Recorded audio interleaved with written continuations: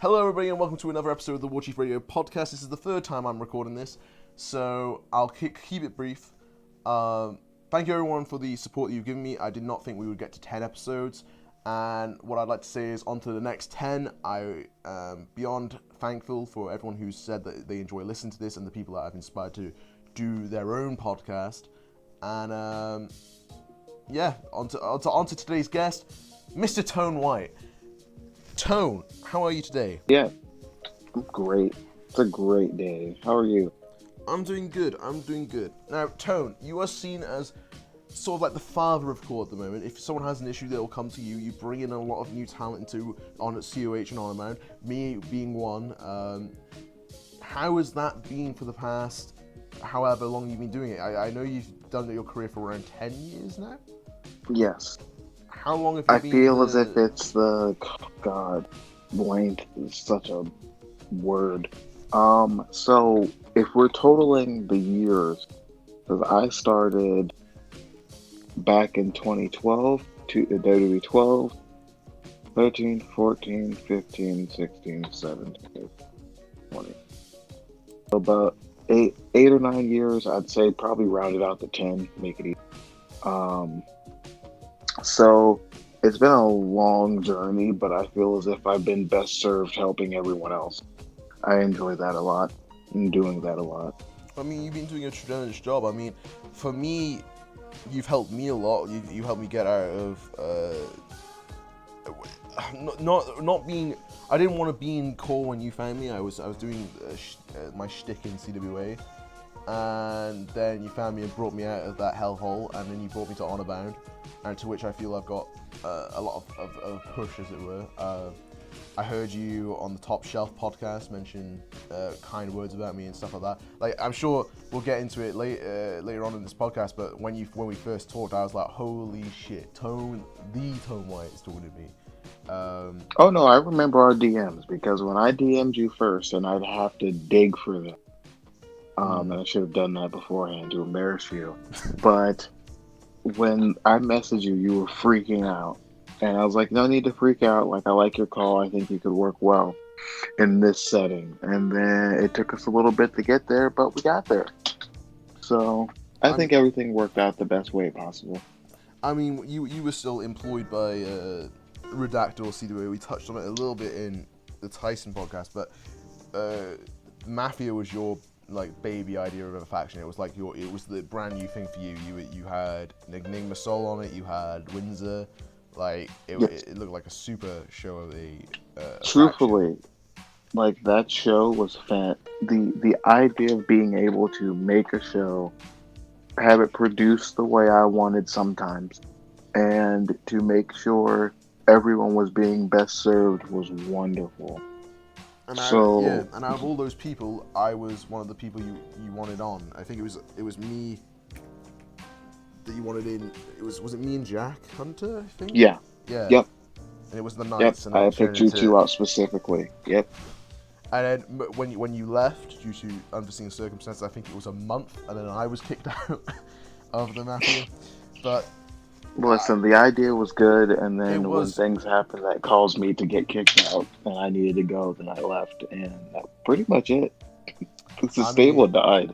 Shortly after that. I mean, as soon as you went, in my eyes, the stable died. I felt they needed someone who knew what they were doing, and the person who just decided to say, "I'm the leader of this now." We all know him as some fucking redacted dude. That stable was dead once I left. So. And then what was it, 6 months after they started doing gothic shit, and they were like, this person's deaf and a cannibal. It's like, that's not fucking Mafia. None of that makes any sense. Well, yeah, none of it does. But the point for me there was, you have helped me an awful lot in my career. I was a month fresh in, and you already put me in a main event faction, and you were prepared to help push me the best you could in that faction, and you told me to go to Greener Pastures, i.e. Honor Bound, which I did, and I don't exactly know who I owe my push to, whether it be you or Lions. I think both you and Lions had I will take full credit for that. Well, number 30 in the Rumble, and then Lions hyping me up as much as he did in my following matches, like I could have not asked for a better career. I got kicked from TCW.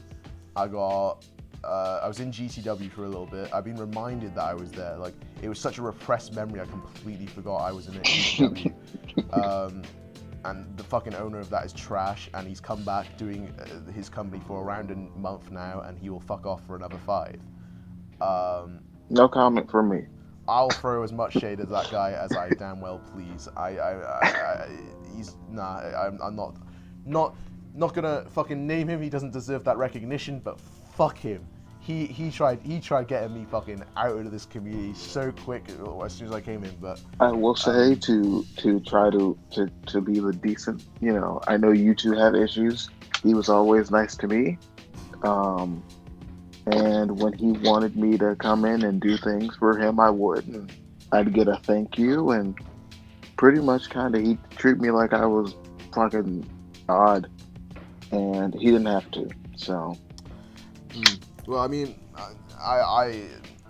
I'm civil. I'm not gonna. I don't know to stop anyone from going to that fair. It's up to them. Bill's in it, Crude's in it.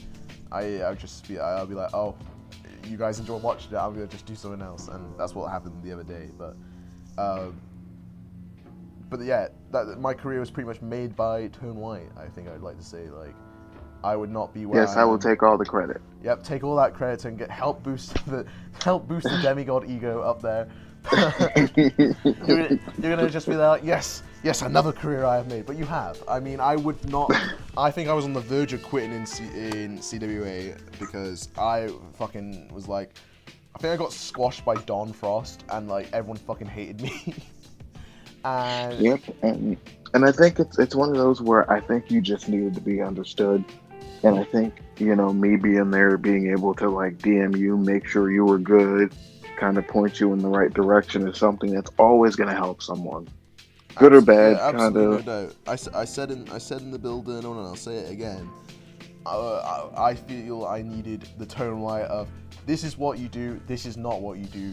And I think a lot of people need that, the sort of like, this is what you should do, what you shouldn't do. And I got it with you, and I learned what I was supposed to do and all this, and I wish I knew. A lot of people don't like that advice. They don't like being told what to do and what not to do, but I'm not even telling them what to do. I'm just giving them advice. The amount of shit I got into without that advice compared to where I am now.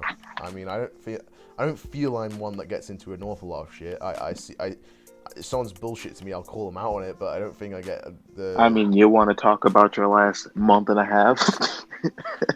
Oh. Because... Yeah, I went from absolutely no drama to, oh fuck. And I don't know what the entirety of the month and a half you're referring to, but if you're referring to CAC, yeah. Yes, yes. Funny story, the guy, do we name him or give him the recognition? I don't think I want to, but... No. That guy that we all know is Budget Dave Henderson. He's now doing an EP. He's now doing an EP. So if you want to listen to some music, I suggest you go try and listen to him. I'm okay. Yeah. So and I'm pretty sure the two guys that have now left, I think, the community. I'm pretty sure the other one as well had the one with the knee is gone.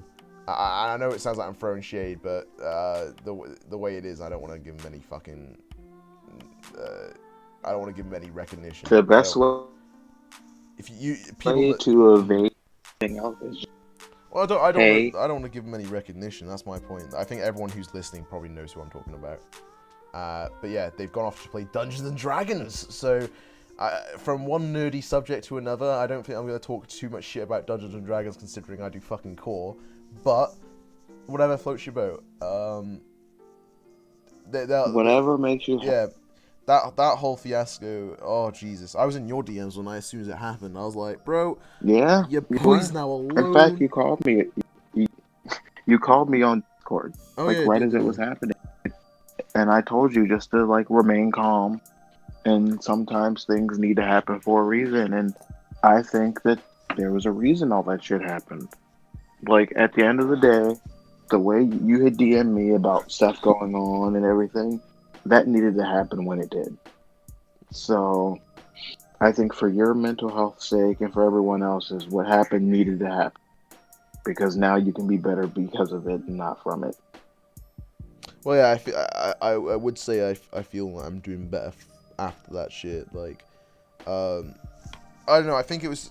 I talk an awful lot about cliques. It's one of the biggest things I fucking hate. And I never thought that group was a clique. That's why I kind of enjoyed Yeah. my time with them, because it's like we're all free thinkers. Like, we all know how strong, opinionated one of them was, and the amount of shit they got themselves into. And you could have jumped into it, or you could have just remained neutral per se. I think a lot of the time, like with stuff like that, is there's a time to say things, and there's a time to not say things, and then there's a time to just shut the fuck up. And I think that was missing. Like, I'm not going to sit here and rag on people. I just think the general idea is that there are times where you need to shut the fuck up and times where you should say something. And there were many a time where it should have just been shut the fuck up. I agree. I think silence is sometimes the best option, because it's just weird, you know, like the amount of shit people get themselves into, and especially now after the fucking week we've had with a certain the Jaden Shadow, and he's like, I'm gonna talk as much shit as I damn well please. It's all part of my, and he's just a guy that needs to shut the fuck up, and he's need to shut the fuck up from word go.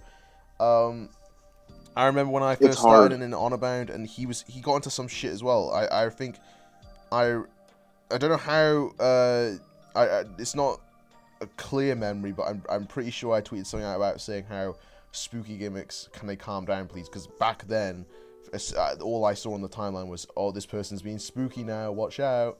And I was just there like, stop, it's too much. The only spooky guy that should actually be spooky is Enigma Soul, because he does it well. He does it. The answer is Soul's yes.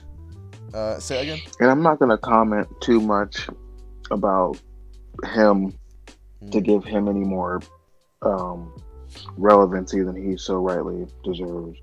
But with that situation, I've known him for a decent amount of time. It's kind of always been the same person. There's a line, he'll just jump over it, doesn't matter. But at the end of the day, I wish him nothing but the best in whatever he does, because I'm not gonna wish anybody any ill will. Life's too short for that shit. So, well, my thing is, he should have been a fucking. He's the definition of what's wrong with this community. I was so annoyed because I'm friends with APH, and I treat APH as is a good soul, and the fact that the shit that went on is inexcusable to me. I think if you're told don't do this, please, and then you just fucking do it, especially to the gratification of what it was, not the gratification, the gravity of the situation. Sorry. Of what it was, he should have just kept his fucking mouth closed. And then he was saying how he wasn't unsure about it or some shit like that. It's like, if you're unsure about it, why do it? You know, like, how I'm on. If a fucking army person goes into a house and he's like, there may be some innocents, there may be some hostiles, and you shoot at the house anyway, and you kill innocents, you're still held at that fucking. You're still held by that, you know. You're still held accountable for your actions. You don't do something on. I'm like 50% sure it may be false, so I'm just gonna do it anyway. Like, that's a fucking. I've idiot. always said that everything needs to be thought about before it is said or done, and I don't think that was something that was thought about. But I don't want to give him too much airspace. Yeah, So, only thing I'm gonna say is, I know APH is listening, and I hope loads of people are listening, but please go check him out. He puts in a lot of work, and I know that his situation that he's had, as of late, is not being that great due to those situations. So please go in and just check on him and be like, yo, are you okay, man? And check on him. He's super talented. He's kind. He's kind. He knows. APH is great. And yeah, he's just as great. But But yeah, moving on. See, I don't want to give all these negative people more fucking recognition by talking about them. This isn't for them. This is our thing, right? So I'm gonna quickly fire off the questions because we put on Twitter. We said, hey, listen, we're gonna have Tone White on. We want to do a little Q&A. It was a trial in the water. We're gonna see if the Q&A works. I think I'll do them sporadically. I'll see who I have and then I'll ask. You know, see if anyone wants to see it. But we've got some questions. So up first, and most recent one that's been made is Alex Surefire's question, and he says, thoughts leading into WrestleCade 3's match. Now, WrestleCade 3, you main evented with him, I'm pretty sure. So what were your thoughts? Me and him main evented. The idea that I had with that was I just wanted someone that's not in a title picture regularly to get a chance. And that's what we were talking about Booker-wise as well at that time, was just trying to see if there was anyone that we think, you know, deserved a late enough spot to get, you know, kind of there. And he was at the time doing that. So going into the match, I was just happy to do it. And then we faced him. He beat me. He didn't have the title for too long. If I'm not mistaken, he lost it maybe a week or two after that. But the idea that I got to face someone new that was able to be as good as he could be at that time was great. That's all I was looking forward to. I mean, that seems fair. I mean, giving people an opportunity like that, I think it's needed. You know, like you give. And there's some times where you can't. Like, and I think this is the problem that I have a lot of the time, is that people feel that I'm given too many chances or given too many shots at a world title. And it's something where you have to know your audience and know what they're watching and who know what they want to see. And, you know, I've been with Lions for almost all of my run in call, and he's been consistent. There are times, and he'll even agree to it. There are times where I'll say, "Hey, take me out of the title picture. Like, I can do other stuff," and he's like, "No." Like that, it's something. He's like, "It's just like the audience knows you; they want to see you." And so, you're consistent. Yeah, and it's like consistent. Like, you are consistent. People want to see people who are consistent, and I think that's why the Notorious storyline struck so well with a lot of people. Is that I was finally able to do something different and work with a bunch of people who I like working with and admire, and got to be heel in the process, and am now currently have the longest world title reign in the company's history, along with the most title reigns in the company's history. Which is something, funny enough, that I told Lions I was going to do my first year when we had meetings where he would pull people aside and ask about what they wanted to do. I said, I'm going to hold 15 world championships. And he said, all right, you know, the ball is yours. If you want them, go after it. So I did, and now I'm at 11. So just need 4 more. Yeah, only 4 more to get to the goal. And I think that I stayed out of the title picture due to my story with Swift. I stayed out of the title picture for a year straight. And that was something that when it was suggested, I had said, yeah, let's do it, because I know that Swift, who is one of the hardest workers, I know that I can make something good with him always. At any possible facet that I need to do something, I can do something good with him. Well, Swift is very consistent as well. Like, the shit he's done is like he's always pointed out as a good example. He's always like when I recommend people are like, how do I become the next, guy or whatever? I point them to Swift. Like, he went on a almost year-long losing streak and made stories about it every week. Consistently, he would lose and say, "Oh, this is going to be the time I do it," and then would lose again, and then would keep doing it until he finally won. And that was a time where people were tuning in mostly just to see if he would win, and it was crazy. It was a good time. I had that around the same time. He does understand the business. Only certain people can really understand how to turn something into stuff, and I think I don't know if we'll touch on it at all, but Zach Sanchez's title run in COH, his main event push title run that he got. Mm. Um, at the time, it was a pretty divisive thing as to why he was being pushed, and it wasn't just COH; it was other places as well, where he would have essentially the 30 Rumble spot in two companies on the same day, Oh yeah. and he would win, and he won both of those, and then he won the championship. There's a whole backstory across from that. I don't feel like getting into that because it's been solved for months now, so everything's good. But I think that sometimes you got to strike while the iron is hot, and like with Zach, I think it's a perfect example. With Swift, I think him returning in the Rumble and going on to face me at WrestleCade, it couldn't have been better storytelling. And if you really pay attention to the story that way, the idea that I couldn't beat him and that I had to go deeper within myself to find a way to beat him, thus involving the Demi-God more so as being a second version of me, being the way I could beat him was fantastic. So, storytelling, people, is just it's super important. Mm. I mean, yeah. There's people who can get it, understand it, and be like, right, okay, this is what's best for business. There's people who don't see the big picture. I think not seeing the bigger picture is something that is detrimental to most places at the moment. And I'll shoot a little bit on this. So recently we had the Honor Bound, right? And we had to cancel the hard mic because people were so outraged about this doesn't make sense. What do you mean?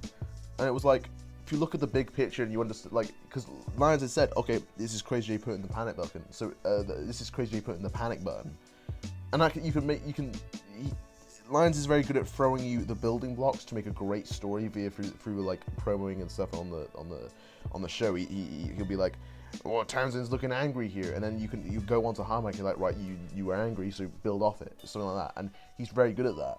And the amount when that went on, that was just people looking at the short term and people just seeing like, what is this, and they get all confused. They're not waiting. They're showing their confusion.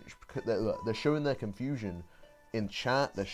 And they're showing it, and they're frantically DMing people about all of it. And I felt if people just waited until maybe in between the shows, a highlight to ask what's going on, they would have understood. But to what it made it look like, because I understand there's people that watch On About and not part of it, right? And if you're seeing the roster confused, Yeah, they're gonna have a bad look on it. And we've missed 2 weeks worth of hard mic now because 3 weeks worth, I'm pretty sure actually.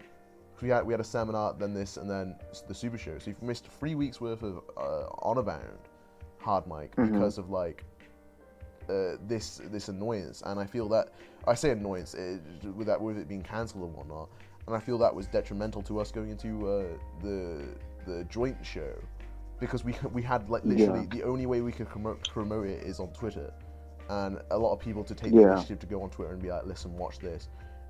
Hell, I'm not gonna act like I'm perfect. I don't do it a lot of the time. I retweet and like, and I don't go fully out on it. But yeah, I'm gonna try and work more on that. But it was detrimental for Honorbound. Like, I feel Honorbound at the moment are shooting themselves in the foot, and that's with us on board. Like, I feel we're shooting ourselves in the foot.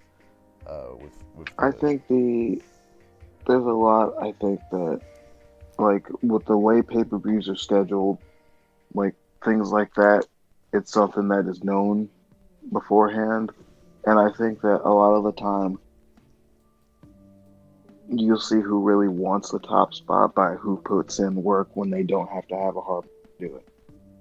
And which is why when QC was an Honor Bound, I know he wanted it a lot, but he can't just win, like, because we're not gonna fudge a result unless it's story based and all parties agree on it, unless we have a full plan on how to go from there. So, like, QC was one who was putting in work, and I think everyone is eventually getting there. It's just a matter of getting there. I think everyone's talented, so. Well, yeah, no, that's just my shoot. Honestly, I felt was it last week? we're doing well, I think people in Honor Band know when it was. If this Saturday was Super Show, it was 2 weeks ago, I think. Yeah, 2 weeks ago. Yeah. So yeah, I don't know. That's just my thoughts on it. I felt like the biggest thing you all preach in Honor Band, I know, and is trust the process. And I feel a lot more people need to just trust the process. I mean, I've been key advocate of trusting the process for ages. I think everyone just, they're so used to all these other places just giving them kind of things and giving them everything. And I think if you were just able to trust what we do and know that we have your best interest, then things would be fine. Well, yeah, And no, I think everyone's yeah. so worried about how they're going to come across or how they're going to look when they don't really have to worry about that. So, I mean, a key example for me is the BWO stuff. Now, you know, because I came to you with a lot of it, was I was being yeah, told by people just to say I want out of the BWO and I don't want to carry these inactive people. I'm being kept down by these people. And I kept on coming to you and I was like, I don't know. But like each time I was like, I don't know. I think you were saying just keep with it. You're doing all right. I think that's what you were saying. I'm not too sure. I can't yeah. remember, but I kept going with it because like, I think either you or Lions was saying just to keep rolling with it because, Yeah. and Like, the cause amount of people telling me to stop it.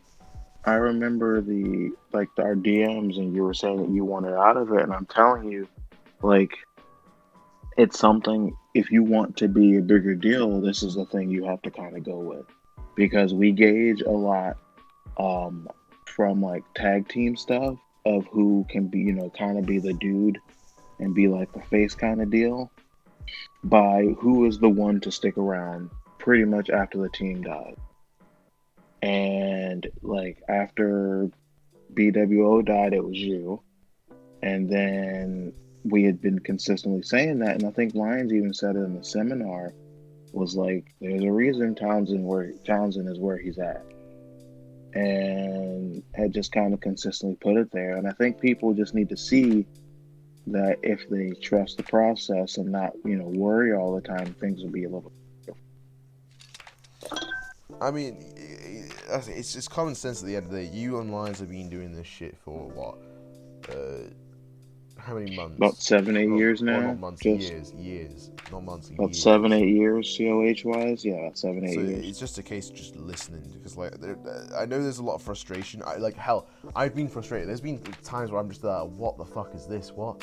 And like I remember the Corvo thing, right? Yep. So I made a drunk joke about Corvo being a mini Townsend, and then when we tried running for it, I had completely no idea what we were doing because I had just not remembered that conversation going on. And I think Yeah. is that the only time? Not the only time, but I think that's one of the only times I've been like uh, not helpful towards what you guys wanted to do. Yeah. But yeah, I should have probably listened to it, you know. Yeah. But I had no idea what was going on at the time. I was like, wait a minute, they're trying to force me to another tag team. What is this? But if I waited for the bigger picture, I would have had a mini Townsend. Like, Mm-hmm. you know what I mean? I think that would have been great. But unfortunately, that's the way the cards were played. I'm not perfect, and I don't think everyone's perfect either. But No, I think everyone goes through their, kind of deal where they want to make sure that they are presented the best way. And there are times where people, and I think people, like, once they kind of see that that's what we're doing and we're positioning people to be the best they can possibly be, then maybe it'll be easy. well, I hope so. I hope so. I mean, I don't necessarily.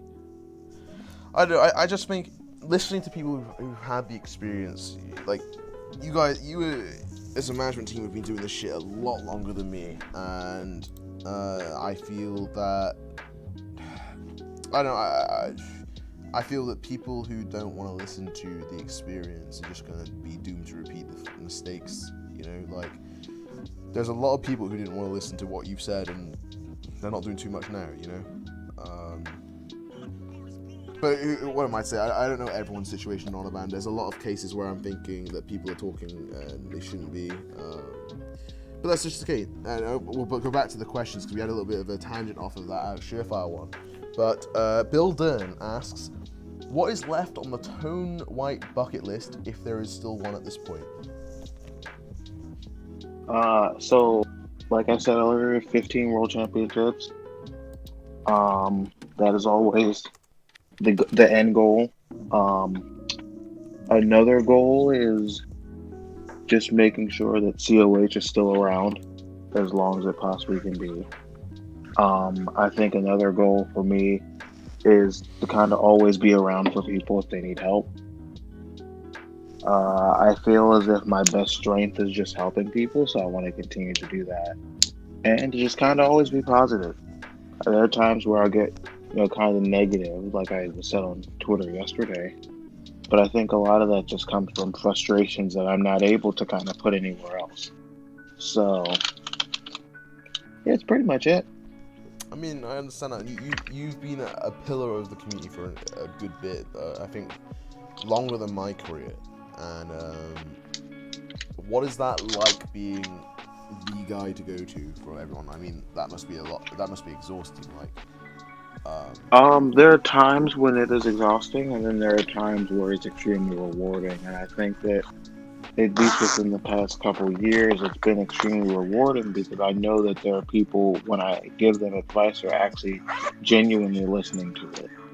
And then there are people that I give advice and they don't listen. So it's pretty much a kind of, let's see where everyone's at, see where everyone's head's at, and see what everyone thinks. And about 9 out of 10 times, people kind of think around the same that I do. So I'm not, I think that people asking for help is something I always want to do, and if that means that people will kind of see me as a pillar or so, then that's cool. I'm never going to call myself that, but if other people see me that way, then I guess I am that way to them. I mean, I can't see anything wrong with that. I mean,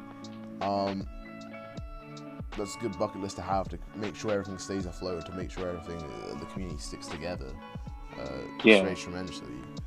Yeah.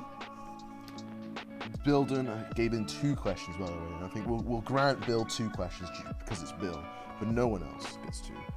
Yeah. No, see, I've met Bill in person, so the answer is yes. And I'm so jealous. I am beyond jealous. You know how annoying He's great. that is? He's a great dude. When I win the lottery in Britain, I'm flying Bill over. Like, he's gonna come try British cuisine. Oh, gross. I'm sorry, Bill. Excuse me, crumpets are brilliant. What are you saying? I'm pretty sure they probably taste like a wet paper bag. No, they don't. They taste nice. Toad, you need to be more accepting of the British, you know? I don't think I need to. That guy does not speak for all British people, I swear. Ugh, I hate this. He's tainted a fucking nationality. What a cunt. Didn't you do a really good British accent, by the way? Oh, thank you. I say really good. I'm sitting here with my friend Townsend, and I have a lot of accents that I do. It's just a matter of which one you want to hear. Right, so, ladies and gentlemen, we will be having British Tone White on COH TV. Did I say I'll pay you like 20 quid or something if you yes, went on to... you yes. And I still haven't got my 20 quid. So yeah, because you said you do it for the entire thing and didn't. Now, listen, semantic. I did it. I feel that that's enough.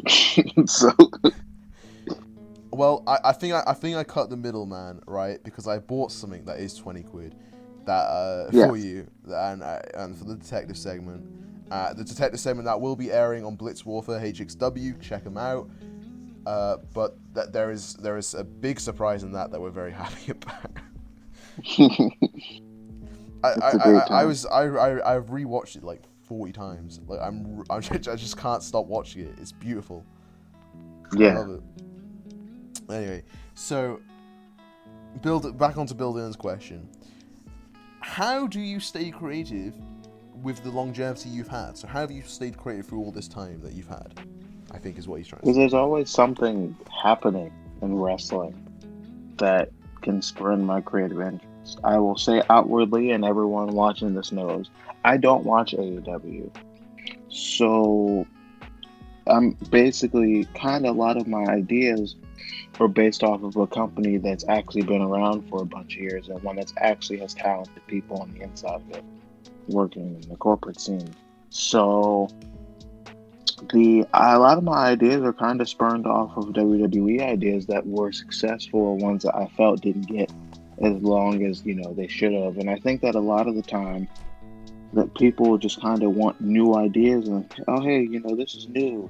Let's go with this new idea. And then when the new idea doesn't work, they're like, oh well, this person never gave me the chance to do what I wanted to do. And then when you say, oh, I did give you the chance, your idea just didn't work.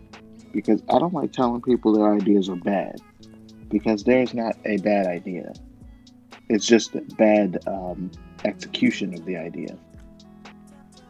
And I think that a lot of the time, there's time where everyone is so prepared to want to do something and they set their mind to do it, and then there are times where it's just not a good idea.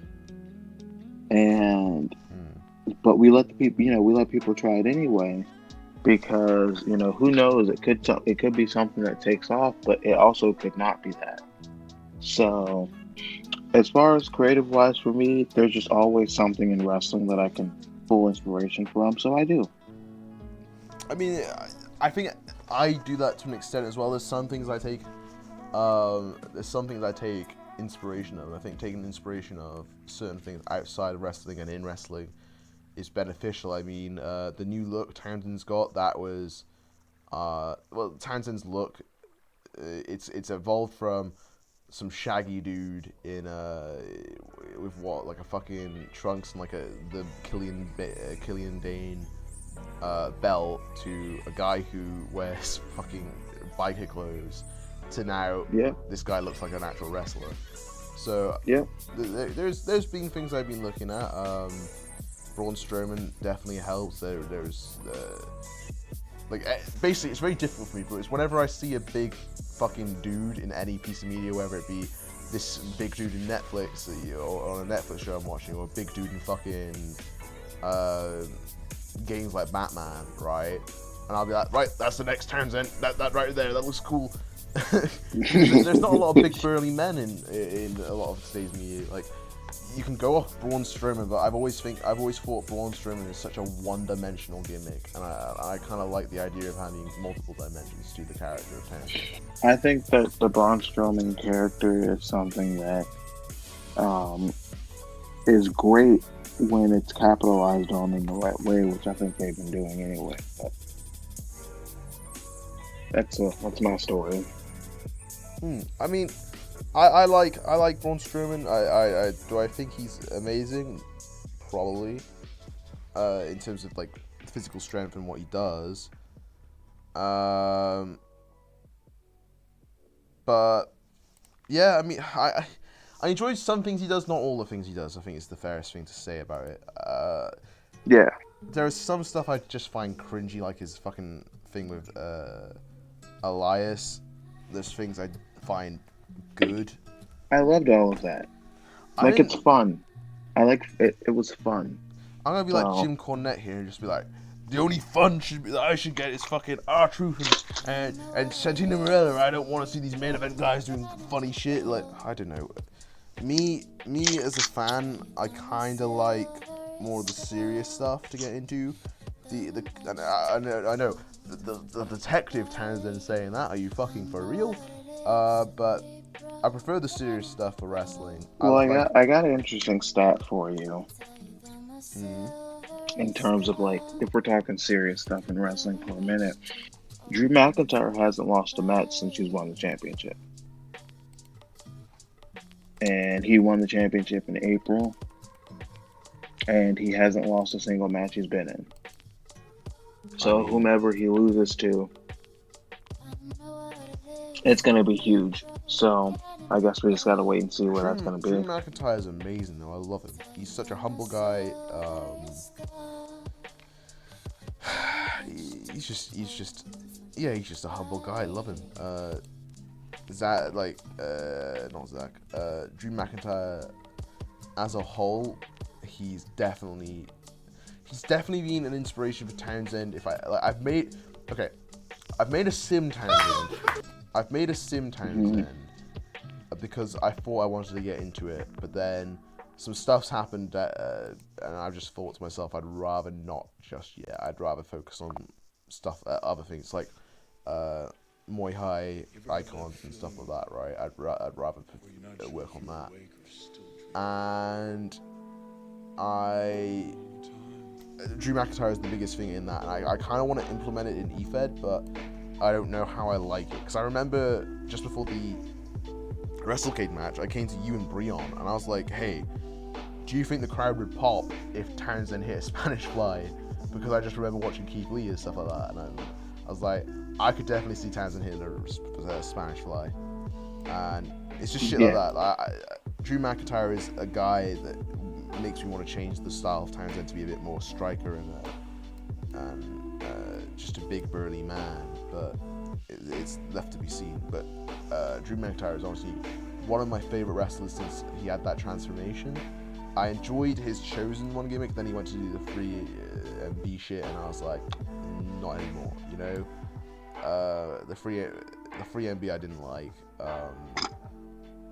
They served good as the whole, these are the guys people just beat up, but anything more than that I just thought was stupid. Like the WLC match I thought was fucking stupid. God. Yeah. Do you remember Los Matadores? Oh, I do. A great time. I remember them. I don't know if I'd ever want them to be. Do you think they should come back? Yeah, but I know they won't. I want the Hart Foundation to come back, but I know due to Tyson Kidd's injuries, it'll never happen. The Hart Dynasty, sorry, Natalia, David Hart Smith, and Tyson Kidd. Oh, yeah, that's something I want to see. Like 2008 wrestling was great. I think. Like the rosters. It was. Like the guys you had around in 2008, and they're not gonna be. I'm not gonna say all WWE guys because there are gonna be some exceptions. But you had AJ Styles, you had Kurt Angle, and Kurt Angle was great. You had Mr. Kennedy, you had Triple H, you had Shawn Michaels, you had Undertaker, you had Cena, you got Orton. All of these guys were just around in wrestling. Brock Lesnar was 28. I know I know his feelings about wrestling changed and he wanted to make more money doing other things, but my man was 28, and I could legit I just wish if Brock Lesnar was a bit more complacent, Brock Lesnar would be the fucking guy, full stop. 28 years old in 2008, right? Imagine if he came back in 2008, and imagine if he had the run he's had for this long. Oh my god, I love Brock Lesnar. Everyone who chats shit about Lesnar I hate. Honestly, it does my head in. It's like, he's not there all the week, but honestly, there's two people in wrestling at the moment that I can legitimately believe, oh my god, they're going to kick someone's ass, and that's Samoa Joe and Brock Lesnar. Samoa Joe's promos are intense, and I love them to bits. Brock Lesnar, when he comes down to the ring, I generally feel someone's going to get their ass kicked. And it's so... There's very little people in wrestling nowadays that get that feeling out of me as a viewer. There's very little people that I go, oh my god, this is going to be phenomenal. There's Finn Balor. I'm like, oh my god, yes, I love Finn Balor. AJ Styles did have it when he was the world champion for around a year, but then it's dropped. Kevin Owens had it. Now it's dropped off again. Now he's face. But there's definitely people. At the moment, I think it's Finn Balor. Samoa Joe's no longer wrestling. I don't think he just keeps on getting injured. But definitely Finn Balor and Brock Lesnar are the two people right now. I'm like, I get an emotion out of when I see him fight. When I see him come down the ring, holy shit, you know, I love it. That's just me. I used to have it for Johnny Gargano as well, but that was more when he was face. Because it takes to empathize with a character. It's a lot with the storyline as well, and to empathize and to feel the emotion in it, I think is as well. And like Brock Lesnar has the charisma of he is generally a guy who will kick your ass, and when he comes down to the ring, it looks good. Always. Sorry for my little ramble, but I'm just talking No, about you're good. fucking real life It's the wrestling. truth. Who's your guy? It's the truth. Any guys in wrestling at the moment that gets your like genuine emotion like that? Um, well, pretty much anything Drew's done, like I'm immediately invested. Um, with the way they have his character now, whenever he gets to the ring, I know he's gonna beat people's ass. Um, I enjoyed the who else does it for me? Bray does, like Daniel Bryan still does. Like I think everyone that I like um is pretty much working the way it needs to work and doing their job the best they need to. Hmm. I agree. I agree with Drew McIntyre. I don't know what I'd think about Daniel Bryan. I've never had. I've had it when he was retiring and when he's come back from retiring, like I did with Edge, but he kind of lost it. I think with me, I've seen a lot of people just drop the ball in wrestling. Like Daniel Bryan came back from his career-ending injury. He had the whole planet, the whole save the planet gig. Then when he turned face and went against Wyatt, that was good. And then he just dropped the ball. And Bill Dern will hate me for this, but I think it's because he talked to Drew Gulak, and Drew Gulak and him made friends. Drew Gulak should have stayed heel. They should have had a technical masterclass at a pay-per-view, which they did, but I feel they should have done it again. The Sami Zayn, Cesaro, and Shinsuke Nakamura stable should have never existed because all three of those guys should be feuding for the WWE title. To be honest, that's just me. I like the stable. Was the stable of the most? It's the best use of them together. It is the stable of the most underutilized WWE wrestlers in a long time. The only other person they needed to have there was Mr. Kennedy. And those would be the four horsemen of underused people. What are you going to say about Mr. Kennedy? No thanks. Why not Mr. Kennedy? No thanks. Guys like Mr. Kennedy made MJF tie his boots. Like, Mr. Kennedy... I already don't like MJF, so that's not going to change anything. Oh, MJF has been forever sport for me. I think for a lot of people. But, nah, I mean... Mr. Kennedy was great. Why don't you like Mr. Kennedy? He got injured all the time, and I could never take him seriously. But he come down to the ring and he goes, Mr. Kennedy. And his TNA run was the best run that he's had. Kennedy. Do you not like Kennedy? I like him better as Mr. Anderson. Wow. Tony White doesn't like Mr. Kennedy. No. I love Mr. Kennedy. He was great. He was. I'm kidding. Of course not. God damn it. Yeah. Man's come on my show and chatting shit about my boy, Mr. Kennedy. Yes. Yes, I have. Anyway. And I do it again, too. Okay, so 2 more questions before we'll be done with the question bits. We just chat more. I know we're just having frantic fucking tangents in between each, but Adam Richards asks, what is your favorite rivalry / storyline that you've done so far in Core?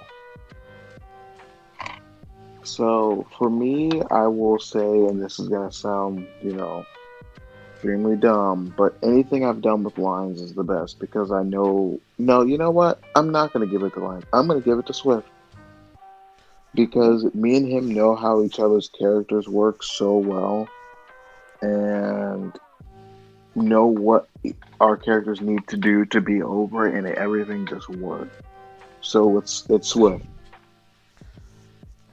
Well, and that's an immediate. I already know the answer to that one. Is that the Swift one, most recent one, the one in the one with?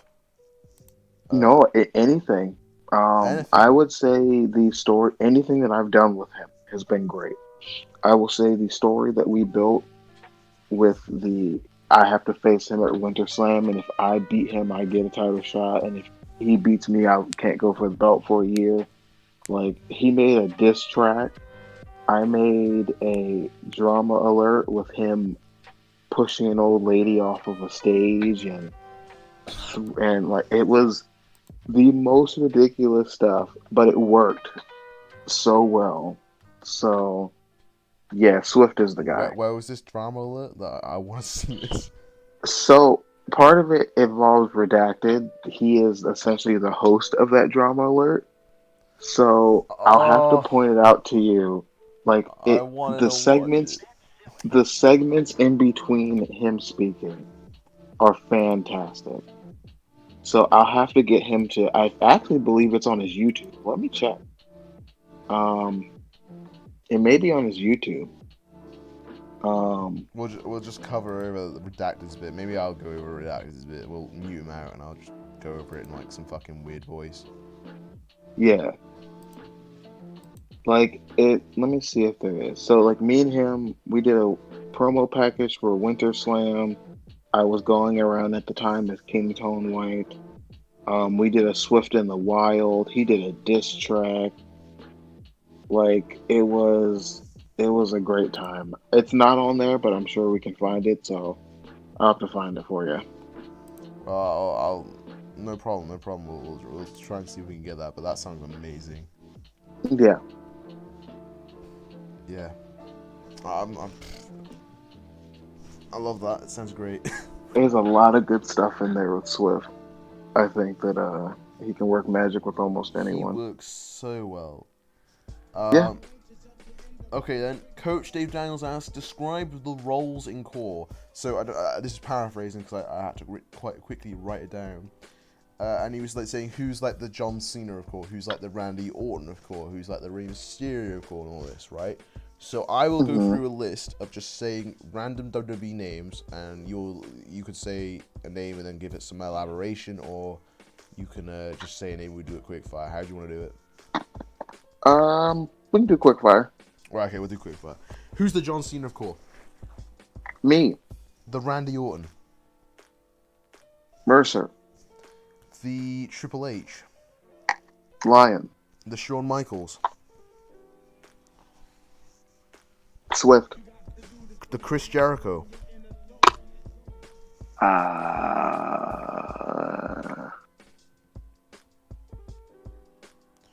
Brion, Ooh. The Big Show.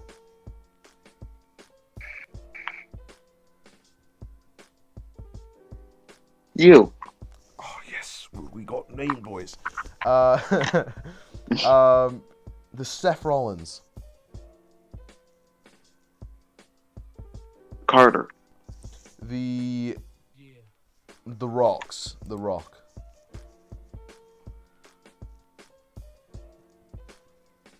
um, um,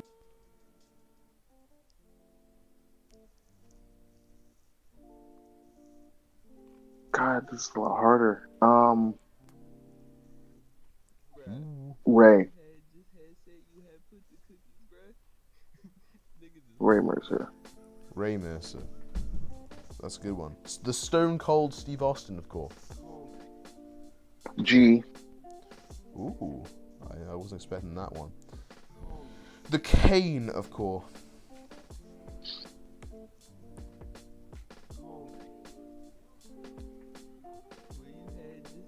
um,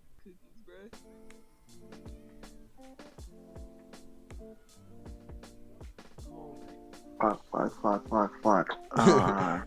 This is difficult, isn't it? Yeah, Blackheart, Blackheart. Ooh. The Rowdy Roddy Piper, of course. Luke Luger. Ooh. I was expecting you to say Devlin. Nah, it's Luke Luger.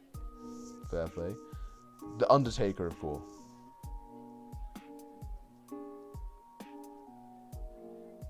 Chris Aaron, Chris Aaron's the Undertaker.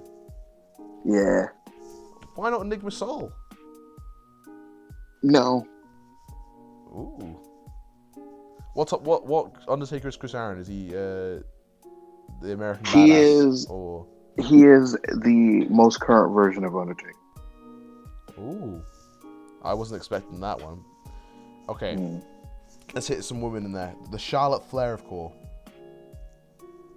My wife. The Becky Lynch of Core. Andrea.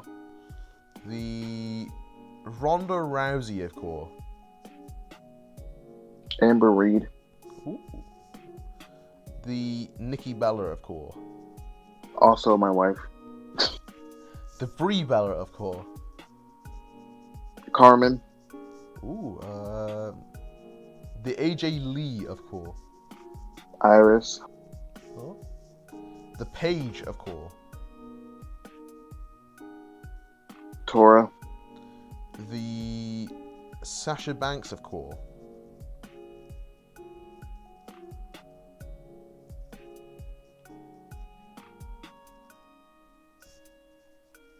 Who is the Sasha Banks?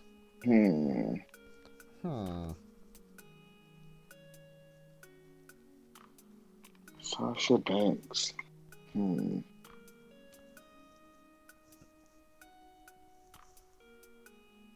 Sasha Banks of Call. Difficult one, isn't it? Hmm.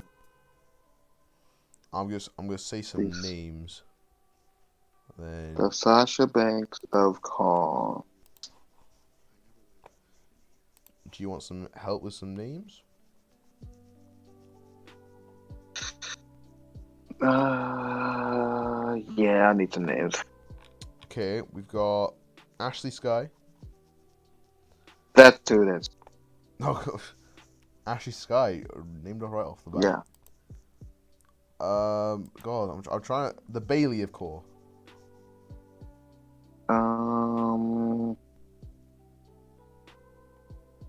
The Bailey. If the time is applied and the person gives a shit, I will say that the person who is the Bailey of Call is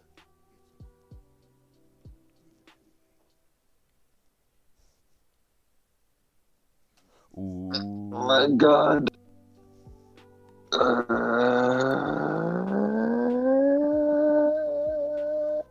Oh, tremendous singing voice you got there. Thank you. The Bailey. Heel Bailey. I'd say heel Bailey myself. This is my choice. Nicole Sanchez. Yeah, I was just about to say Nicole Sanchez. Heel Bailey. I was like, yeah. Wait, I was just thinking of women's names until you said Nicole Hale. Right. Quick last shot round. Johnny Gargano. The Jay Jones. The Tommaso Ciampa. Boom. The Keith Lee. Richards. Richards is Keith Lee? Mm-hmm. I was going to say Taj. No, see, now, the idea of a lot of these people is because of where I see them. All right. And I see a lot of these people as, next top peoples. Well, next time I see Adam Richards, I'm just going to call him like, haha, you're a big boy, and you have no idea what that means. You have no idea. The Karrion Kross. Blake Harnage. Blake Harnage. I've not heard too much about Blake Harnage. He's great. Great dude. Well, I'll take Seek him out. It's very much worth it. I'll take your time on it. Okay. I think this will be the final name. The AJ Styles. I will say the AJ Styles of Call is Will Still. Wheel Steel. Ooh. Yeah. I was thinking in my head you were gonna say Zach Sanchez, but Will Steel. That's fair. Because he can have a good match with anyone. Yeah, I mean, I'm not too educated in Sim though, so I don't know. But there is where Tone White feels all of you are. A lot of you. We've got some Charlotte Flairs in the Charlotte Flair as Lexi and Nikki Bella as Lexi. What was that? Charlotte Flair. I'm just recapping what you've said. Chris Aaron is the Undertaker. What would Enigma Soul be then? Who would Enigma Soul be? Sting. Oh, bloody course. I didn't think too much, but anyway, we got that. Last question now comes from Jay Jones, or the Johnny Gargano in Tone's mind, and it's, what is one of your best matches so far? And I think by match I mean he means match quality, because we touched with Adam Richards' favorite storyline rivalry. This now one is the best match. The best match that Tone has had. I would say that the best match that my call has had has been the triple threat match at episode 100 of COH for both belts. Who was that? Who else was in that match then? Yourself? It was me, it was myself, it was James Robinson, and Bison Cole. Oh, Bison Cole, that's a name I've not heard in a while. Jesus. Well, it sounds so. I think I'd have to go look for it, wouldn't I? COH 100. COH has been running for 7 years, weekly. Yep. So that would have been what? It'll be on the highlights of the show, of his channel. All right, I'll go take a look. And I think that's something I want to preach to people. Take a look at some of this history of Core. You know, like, I'm not the best at it, but I do take sometimes just to sit down and watch, just to have an idea. But yeah, we'll quickly talk about some other things then. So we've done the questions now.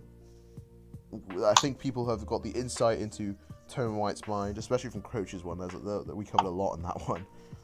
But yes, we did. Let's quickly talk about Notorious. Now, Notorious is the faction, and I think it's dominated COH in terms of TV. People still going Notorious over everything.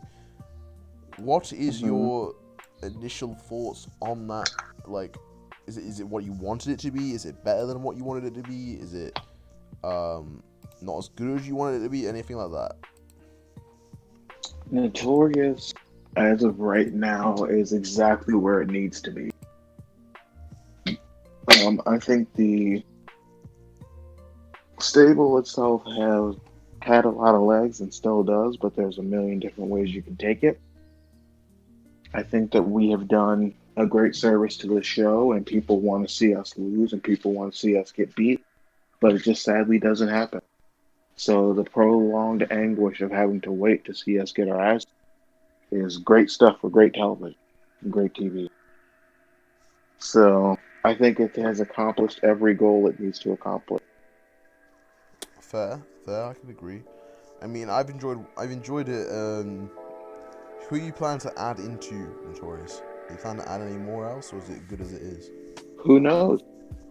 Maybe you'll just have to watch the show and see who could be.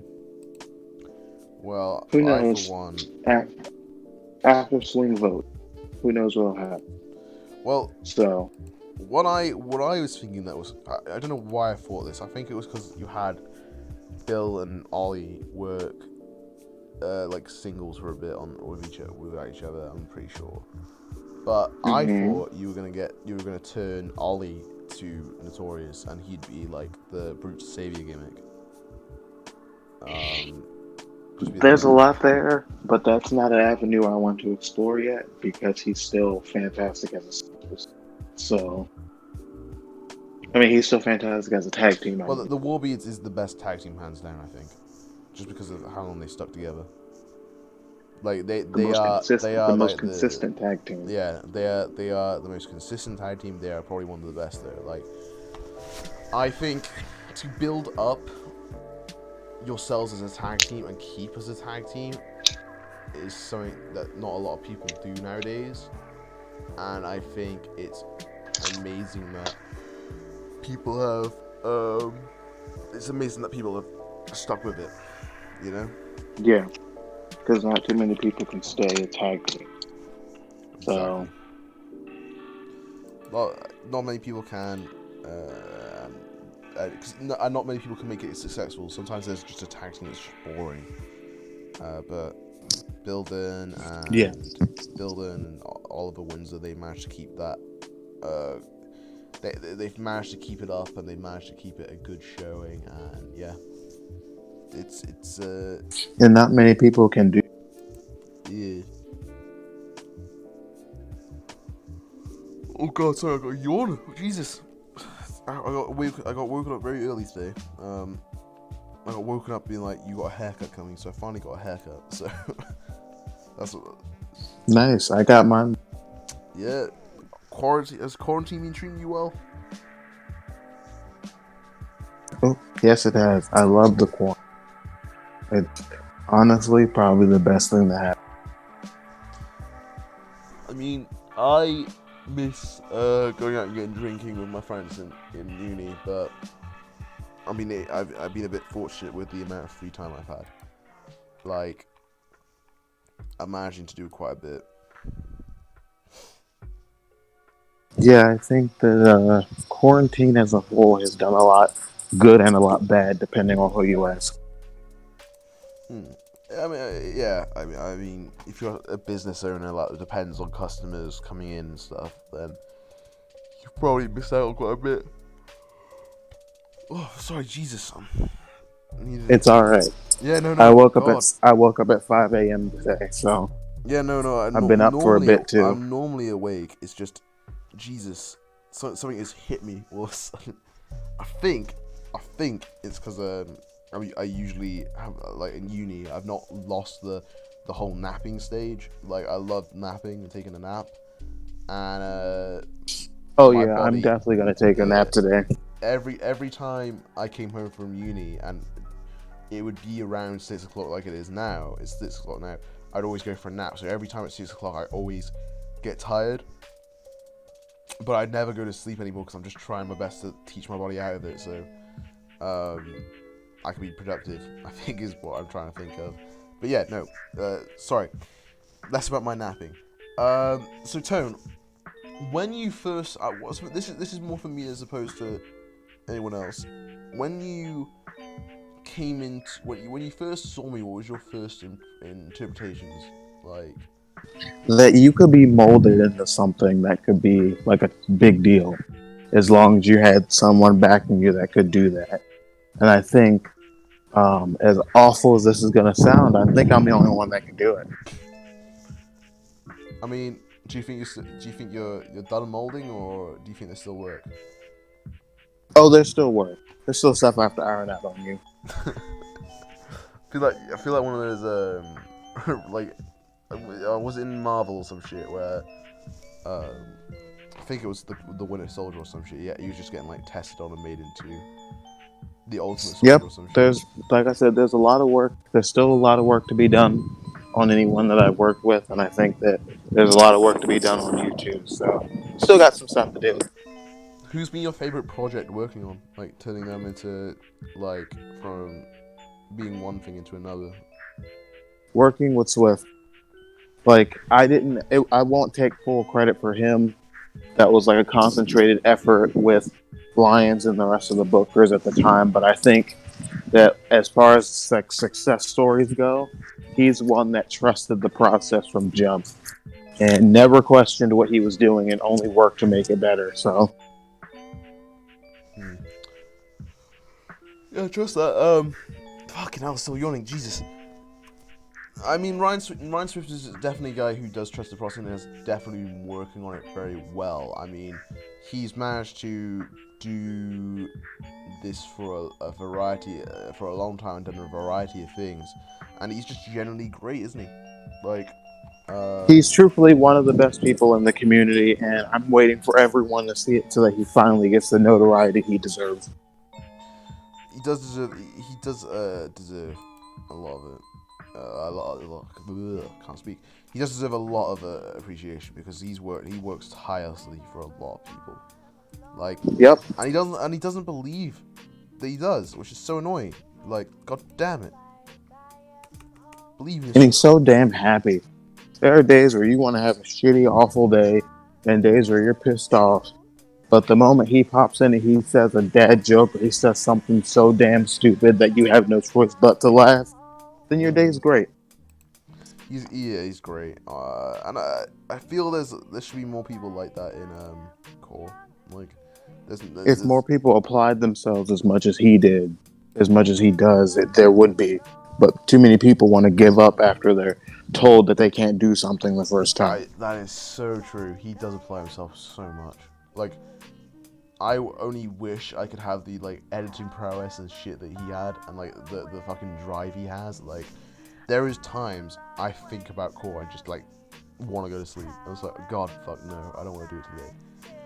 But I don't think he's ever had those. He probably has had that type of day, but he's never shown it, has he? He's never been that Oh type no, of he person. has. There have been times where he messaged me. He was like, "Hey, I think I want to take a break." I said, "Hey, how about maybe just taking a couple days?" Yeah. And he'll just take those couple days and it'll be fine. I think time in core moves a lot quickly though. So like a couple days in core, like on Twitter and stuff, feels like a week in real life. You know, like It does. Or if we're gonna go by 2020 standards, a fucking day is a fucking year. yeah, it's crazy. Like, um, no, I wouldn't say every day. I think a day when someone says something fucking stupid and the entire timeline's at it, then that feels yes like a month and a year. But the days is just so long on the internet and stuff. I've been trying to push myself away from it. I'm trying to like go off and fucking like play games and shit and not look at the timeline, but it's crazy like the amount of shit that's just going on, you know. Yeah, and I think we're all better for it happening, truthfully. Like, the more this shit happens, the more we know what we're gonna put up with and what we're not gonna put up with.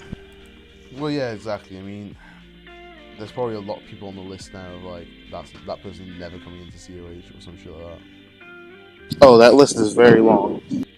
Yeah, it's crazy. I mean, I wouldn't want some of the people that have been like a fucking idiot on the timeline to be coming into COH. I would like they would go straight to online and I wouldn't stand for any of that shit. I'd be like, put me against all the 79 cores, please. I'll take them all out. And just be like that.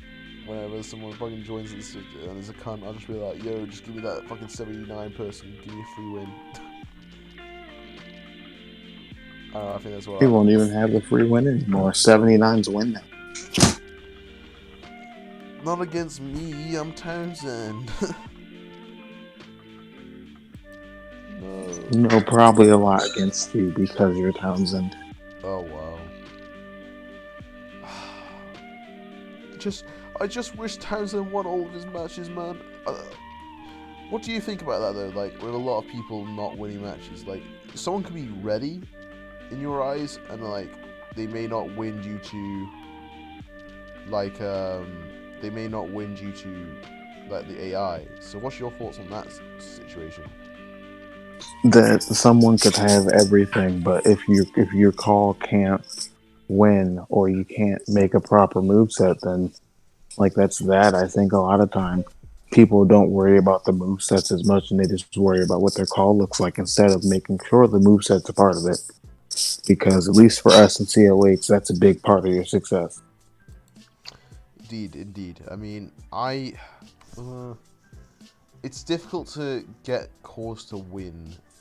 You know, like it's difficult to balance it out. And I just think like when we were doing CAC, having the option for okay, we want to book this storyline to this person to win, and then all this, that, and other,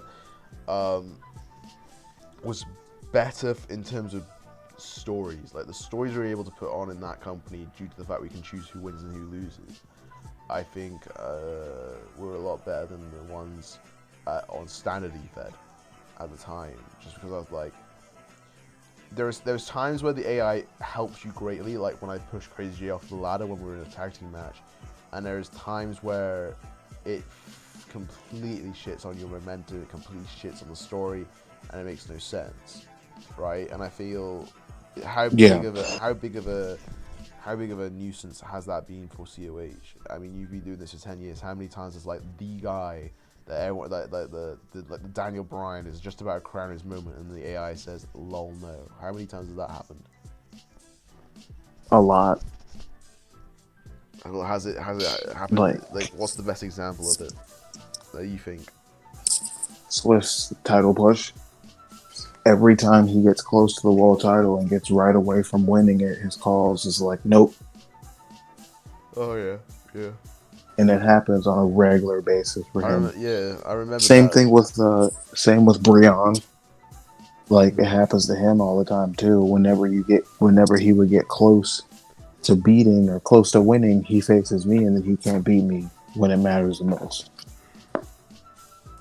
And I think that's what happens with a lot of people. They get like super, super close, and then they lose. Well, we all know someone who beats you. Good old Oliver Windsor. I've also beaten him. Yeah, but he beat you in 3 minutes. Yes, and a broken clock is right twice a day. Yeah. So I remember when we put that on the fucking detective segment. I was like, I'm gonna get my ass beat for it. Who knows? You still might. Oh yeah, we're building towards that Tone White detective match. It's gonna happen. Yep, it'll happen somewhere down the line. Somewhere, we'll get Tone White versus Townsend. And it'll be the biggest match that ever happens. Well, for Townsend, not for you. You've had bigger matches. Liam Mercer and you. Who knows? Liam Mercer and you for the Twitch TV, not Twitch TV. Is it Twitch TV? For the TV championship? Yeah, is it Twitch TV or just TV? Nope, it's just TV. Yeah, it's TV just TV. It's the Twitch TV Cruiserweight Championship, isn't it? Yep, a title that I apparently can't win because I'm not the right size. Who knew that? I'm waiting for someone to do the storyline of them paying the fucking guys that weigh them just to say that they're a fucking cruiserweight. I'm waiting for that. I really want to see it. Probably would be me. Yeah, I want to see it. I don't know why no one's done that. It just seems genius. Like, imagine fucking Tyson O'Neill, not Tyson O'Neill, maybe not Titus. Imagine like Mojo Rawley go down to 205 Live and just paying someone off to go fucking ham on some cruiserweights, and just ham like wreck the cruiserweights, because the whole idea of cruiserweights are that they're small, and just have him like use his big body or some shit. Like, I don't know why people don't do that. But yeah, you should definitely do it. Notorious pays off the fucking guys that weigh you for the Twitch TV stuff. This go down. And I'll be at like 195 is what they'll say. Goldberg fucking G. Goldberg G. Just take his title off him. Be like, haha, mine now. And then unify the belts. I'll pretty much become the Kurt Angle. Yeah. It'd be great. What would you call you? Tone White? No. Perk White. No. Perk Tone. Perk Tone. Yep, Perk Tone. Tone Cold. Tone Cold. Tone Cold wins. Tone Cold wins. Dog out. Dog out. Dog out. Dog out. Stone Cold. Tone Cold wins every single belt. My God. My God, man. Yep, that'd be it. That's what we're gonna do. Tone Cold. What? Oh, where was that? That was just after the Super Slam, wasn't it? Not Super Slam. Yeah, it was Super Slam. And they were saying how they wanted to do like an Attitude Era. 90s, like 90s Attitude Era. Tone Cold. I'd be Tone Cold. Tone Cold. Tone Cold. Tone Cold. By God, he did it. Yeah. Oh. Fuck. Man, I have a hot take that I said yesterday to my friend, and he got real upset about it. What was your hot take, Tone? What was it? That Michael Cole is the greatest announcer in wrestling history. Nah. Yeah. Nah. Yeah, he's better than JR. I'm not saying he's better than JR. He's better than JR. Do you know who he's not better than? Nigel fucking McGuinness. That's who. Nigel McGuinness. He's better than best Michael talent. Cole. Discovered Nigel McGuinness. What was Nigel McGuinness doing before Michael Cole gave him a shot? I don't know. Fucking Ring of Honor. Exactly. Telling everyone that the Ambrose Lariat was actually the Les Kellett one. Sitting on a corner. Hey, you! Stop calling that the Ambrose Lariat. It's Les Kellett, I swear. No, they were calling it the Wacky Line. Were they? Yeah, Michael Cole called it the Wacky Line. Oh, wow. On commentary a couple times. But no, fucking Nigel McGuinness is just on a fucking street corner being like, it's the Les Kellett fucking move, not that. No. Oh, fucking hell, I love it. I love it. Whenever Kyle O'Reilly does it, O'Reilly does it, and he's like, that's the Les Kellett Lariat. And then Mauro is there like, okay, call it what you want, it was cool. I love Mauro. Like, Mauro is the best commentator. Not even Michael Cole. Mauro Ranallo. Michael Cole is better than Mauro. Nah. Michael Cole is good. Who was it choking him through that little box he had when he had a little box for a bit? Was it Jerry Lawler? Yeah, when Jerry Lawler was choking him out like that. Michael Cole is better. Michael Cole, right, is not even swimming when it comes to Mauro Ranallo. Mauro Ranallo is the one guy that makes me interested, and I think that's why every NXT match is great, because he if you gave it to Michael Cole, he could make it 10 times better in a heartbeat. Because Michael Cole is a goddamn genius. No. Yes. No. Michael Cole's just Vince is the McMahon best comment. It's just Vince McMahon. Like, what Vince McMahon says Michael Cole Michael Cole is better in big match scenarios than Mauro Ranallo. Absolutely not. Because when Michael Cole talks, I'm like, okay. Listen, Remember when Triple H came on to commentary just to school Michael Cole, just be like, listen, this is how you do your fucking job. This is actually how it went. Michael Cole taught Triple H how to do commentary. Nah. Michael Cole is the best announcer. Triple H was in WWE and in wrestling. He was sitting there and he was listening to what Michael Cole was saying, and he thought, fuck this. Let me go down and have to teach him how to fucking say it. And then he should do that with everyone. He should do that with absolutely everyone. He should go up to all the main roster guys and just be there like, listen, because you can't do what NXT does, let me show you. And he'll fucking tell everyone he'll tell the referees how to fucking count. Oh my god. Mauro Ranallo, when he is like a kid in a candy store when it comes to wrestling matches, and his energy and his excitement transfers to me. So when I am watching, if I have to hear fucking Mauro Ranallo say, "Oh, Keith Lee's out like a light, hey, like a light," I'm gonna lose my goddamn mind. I don't need pop culture references in my commentary. Michael Cole is the greatest commentator of all time, and second to him is Tom Phillips. Oh yeah. We all know that is fucking. No, I'm not kidding. I'm not kidding. The guy that goes, "I'll face fuck the shit out of you," that guy. You think Tom Phillips, the guy who goes, "I'll face fuck the shit out of you," is better than Mauro Ranallo? Oh, yes, no. Samoa Joe's better than Tom Phillips.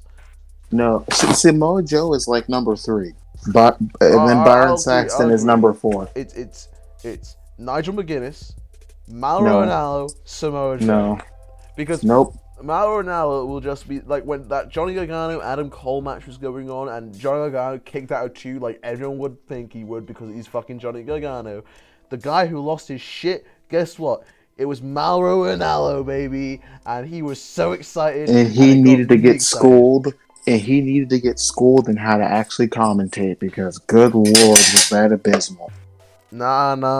What are you saying, Tone? No. Michael Cole's a better commentator. No, it's just not right. I can point you to a point where when he is not being produced by Vince McMahon, that he can prove how good he is. The UK tournament was not being produced, and he was consistently, far and away, the better commentator.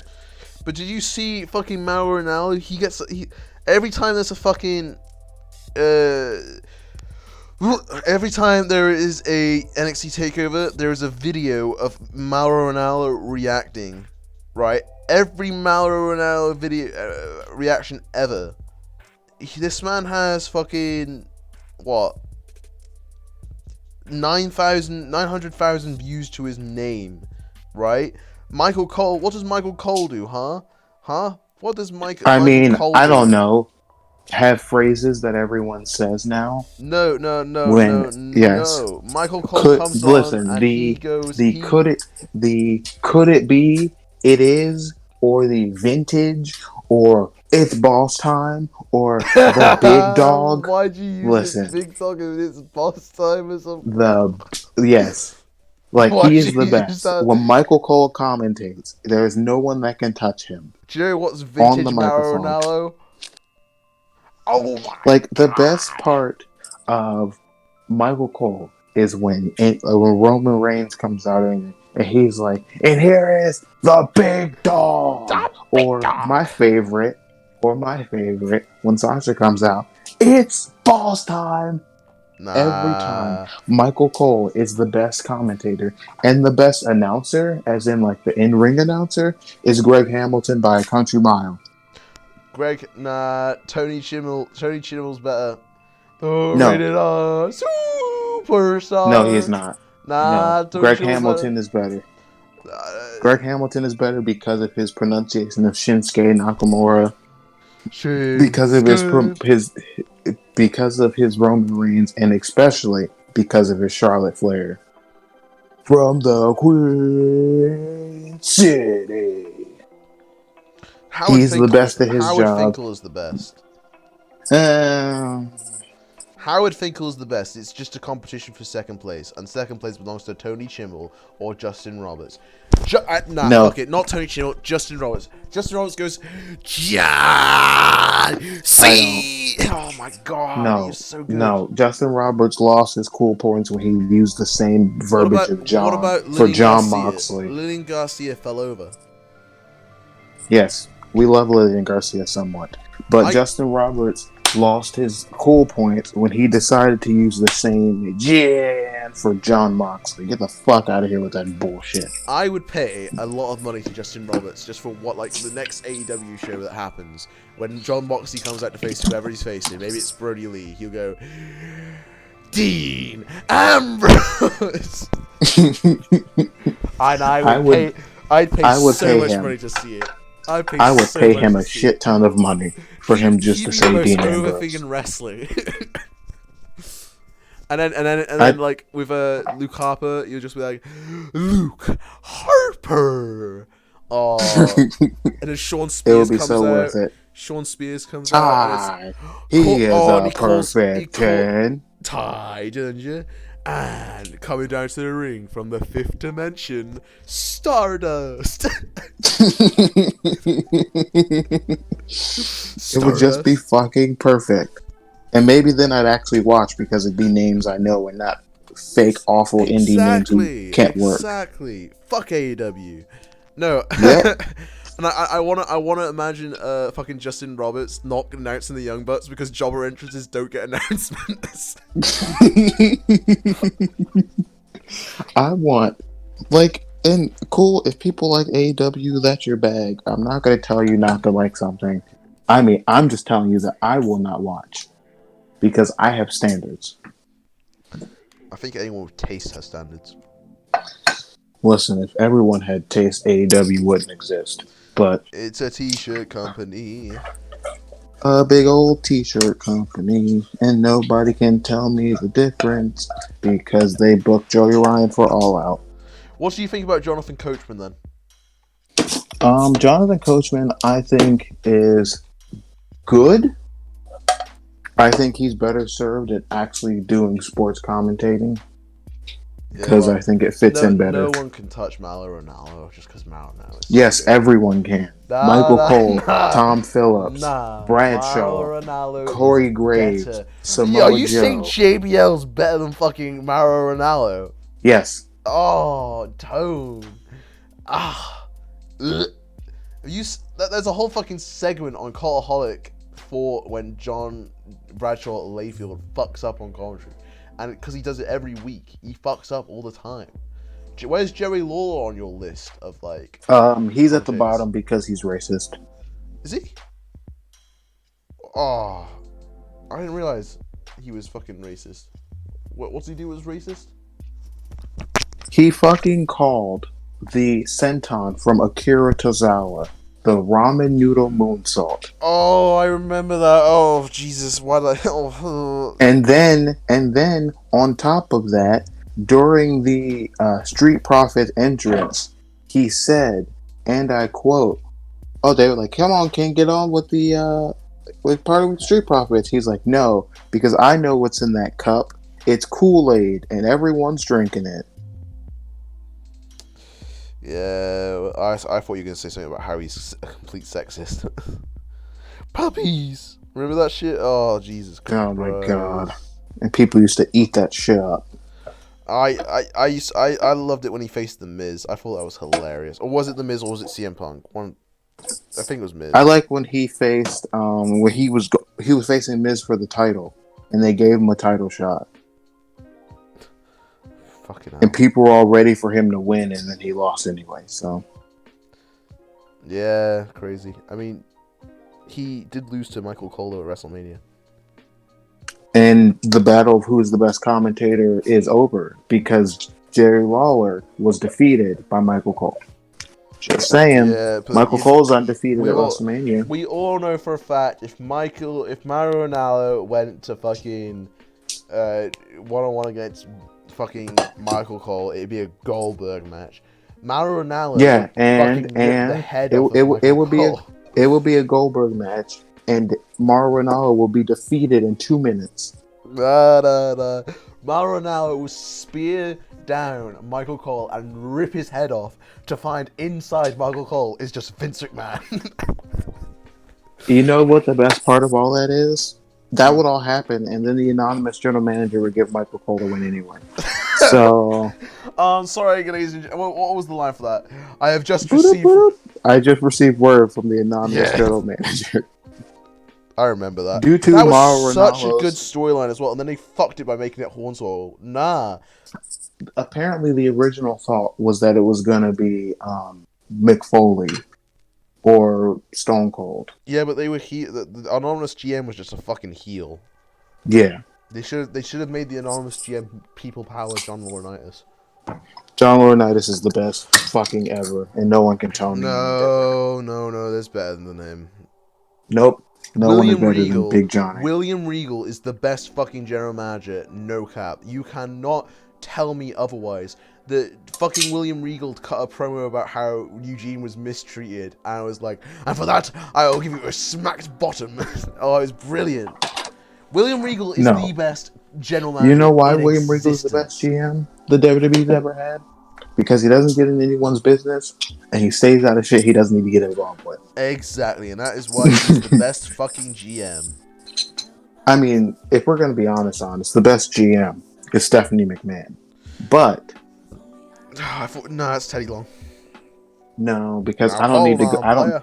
I don't need to hear 101 with the Undertaker like 700 times. Yeah, but that was SmackDown. his thing, and it was great. And then the Undertaker sort of didn't he get like Teddy Long into a fucking limo? And he kidnapped him. Yeah. Why did he kidnap him again for a title shot? Didn't he? I think so, because he wasn't giving him one. And then he just like, buckle up, Teddy. See, did Stephanie McMahon ever get abducted by the Undertaker? No. Yes, she did. Oh, she did. She definitely did. But not that was more so to spite Triple H, not to get title shots. No, it was for Vince. Yeah, she got taken by Undertaker to be used as a sacrifice. They hung her up on the sign. Oh yeah, I remember that. God, Undertaker was a fucking badass. I want that to be on the fucking.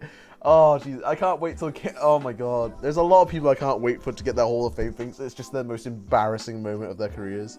Just as like a gentle reminder. Everyone has that, you know, like they're like a gentle reminder. You're fucking weird, you know. Oh, Jesus.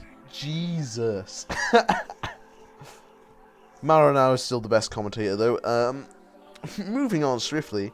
Listen, we're not going to sit here and tell lies to the audience. They know it's Michael Cole. Go ahead. We are not telling lies to the audience at all when we say it's Mauro Ranallo. It's Michael Cole. Mauro Ranallo. It's Michael Cole. It's Mauro Ranallo. Listen, we can do this all day. The rest of this podcast could be me and you debating. We've already done it for About about a half an hour now. Who's better, Mauro It's Michael Cole. Ranallo or Michael Cole? And it is It's Michael definitely Cole. Mauro Ranallo. Michael Cole. And I will not change my mind because Mauro Me Ranallo goes, either. oh my god! Michael Cole's No, because oh my god Mauro is is nothing compared to Michael Cole that gets is a bullied lie. on commentary. Man. Well, if Mauro Ranallo would let Beth Phoenix speak during commentary, that'd be great too. I mean, she does. She gets her 2 cents in. Barely. I mean, she gets her 2 cents in. I don't want to say. There's some people that shouldn't be on commentary. Yeah, like Mauro Ranallo. No! God damn it. There's some people that should be on commentary, and I was going to lead it into Jonathan Coachman because he's bad. And Booker T. Booker T didn't know what he was saying. Oh, don't you ever disrespect Booker T on commentary. I swear he would... Booker T sitting here saying it's all like upon a neck bones and the knee bones connected to the ankle bone. Like Booker T is the most memeable commentator. Booker T was like, of all shucky time. ducky quack quack. This is my boy right here, D-Bry. D-Bry. What's the problem? What was the problem with all that? It was great. If he said, I was so tempted, not tempted. I was so sure that whenever he'd say, that's my boy over there, that's D-Bry, he said D-Brian Kendrick. Like I was so fucking ready for that one day. Like, oh my god. Brian Kendrick should have been such a bigger guy than he was. Jesus. I remember he was did you know he was WWE champion once? Yeah. I mean, he eventually, it's Triple H's belt at the end of the day. But, he was there. It was close. He was okay. Well, he was... With the championship scramble is a match I want to see more of. But technically, with what the terms and the shit meant, Brian Kendrick is a former WWE champion. He is. It's a shame he couldn't have kept it for longer. Well, yeah, I mean... when you're in 2008 and you've got Jeff Hardy, Edge, Triple H, and all these other guys waiting for the slap of that belt, you take what you can get, innit? Yep, pretty much. And what you can get is Mauro Ranallo being the best fucking commentator of all time. I mean, we can do this all day because he's not. It's Michael Cole. It's Mauro Ranallo. It's Mauro Ranallo. It's Michael Cole. It's Mauro Ranallo. It's Michael Cole, and it's not even close. I'm gonna fucking put up a tweet right now. It's gonna be a poll. Who's better, Michael Cole? Who's better, Michael Cole? And make sure you include in the tweet that whoever says Mauro Ranallo gets fired from Honor Bound. I'm not gonna say that. I don't have that power. I do. I'm kidding. Of course I wouldn't do that to people. Mauro Ranallo. Who's better at commentary? And these internet nerds will say it's Mauro because they don't like main roster WWE. I remember when I did another one of these with you, and my pick got picked again. There you go. There's the poll. I'll link that poll. But I remember, who was it the other time that we did it with? Oh yeah, it was who's better, Buddy Murphy or someone else? Seth Rollins, I think it was. Yeah, hold on. Let me just get that fucking results.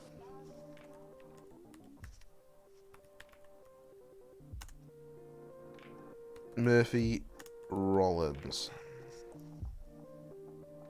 Buddy Murphy won 60 to 40%. Of course he did. Now, where did he end up? Question for you, Townsend. Where did Buddy Murphy end up? Being better than Seth Rollins by 60 to 40. Oh no. I'm asking you, where's Buddy Murphy right now? Like, in terms of actual wrestling. I'm just going to Google it. Like, who is he aligned with? Who is the person that he is working with. I've read it. It says Hall of Fame. Guess he's already Oh, there. so now we're just lying for the sake of lying. Got it. Buddy Murphy is better than Seth Rollins. Hands down. Buddy Murphy wishes he was as good as Seth Rollins. Oh, no. Becky Lynch and... If Becky Lynch is going to have a fucking ginger baby, and it's going to be Seth Rollins and Becky's one, but the real person that baby will call dad is Buddy Murphy, because it'll be a ginger fucking wrestling kid. No, because you're gonna have because Becky's not gonna give birth to a mediocre wrestler like Buddy Murphy. Oh, you stop it. You stop it. We all know Buddy Murphy is the greatest of all time. No, that's Triple H. Nah. Well, yeah, but Buddy Murphy can't. But Buddy Murphy sits at the top of the WWE Hall of Fame. He sits at just. No, that's also The Undertaker. Just on top of The Undertaker's Buddy Murphy. You know what? I don't have to deal with this. I'm not dealing with this. No, I'm not dealing with it. You're spreading lies and deceit and trickery. Anyone who comes close to Buddy Murphy's throne gets Kamagoyed off the fucking mountain. That is what Buddy Murphy does. Are we going to talk about the fact that Buddy Murphy is teamed with Seth Rollins, or? I refuse to believe. I don't watch that shit. Oh, guess 4 votes already on this poll, and 8 votes already, and it's 100% Mauro Ranallo. Like I said, these internet nerds will discredit Michael Cole because they all sit at home in their mother's basement and disregard good commentary. Oh, 8 votes already. This is what happens when you give the vocal minority a chance to vote. Oh, Jesus. Do you know who you sound like right now? Who do I sound like? The president. Ew, gross. This is the vocal minority voting for shit. We all know Michael Cole is better. They're voting for #mute Mauro. Mute Mauro, nah. I'm kidding. I love Mauro Ranallo, of course. Oh, so for the past half an hour we've been arguing, you've been calling him shit. Oh, there's been 1 vote. One person has thought Michael Cole is better than Mauro Ranallo out of 11 people. Well, those 11 people sleep in their mother's basement. Yeah, and you're that one person, aren't you? You went out to vote. No, I haven't even gotten on Twitter to vote yet. So. Nah, sure thing. You're gonna get the wrestle challenge to it. You're gonna get Lexi to vote. You're gonna get all the Young Lions accounts to vote in. We know. Oh Jesus. Okay. Well, from the debate of Mauro Ranallo versus Michael Cole, I will say this now.